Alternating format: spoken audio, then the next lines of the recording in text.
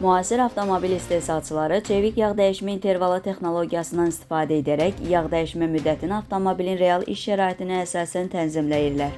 Oxu.az bildirir ki, bu barədə Rusiyalı avtomobil eksperti Aleksandr Sosnovski bildirib. Onun sözlərinə görə bu sistem kompüter vasitəsilə yağın vəziyyətini, mühərrik saatlarını, temperaturu, işə düşmə tezliyini və digər parametrləri qiymətləndirərək dəyişmə intervalını dinamik şəkildə tənzimləyir. Ekspert bildirib ki, ilk belə sistem 1980-ci illərdə General Motors tərəfindən sınaqdan keçirilsə də, o dövrdə texnologiya məhdudiyyətləri səbəbindən uğur qazanmayıb. İndi isə BMW, Mercedes-Benz, Audi kimi Avropa brendləri bu sahədə liderdir. Məsələn, BMW-nin CBS sistemi yağın vaxtından əvvəl yönəlməsini aşkar edərək sürücünü xəbərdar edir. Çevik intervallar şəhər şəraitində xərcləri 25%, magistral yollarda isə 40% azalda bilər deyə o əlavə edib. Mütəxəssis sürtgü materialları istehsalçılarının da bu yeniliyə uyğunlaşdığını bildirib.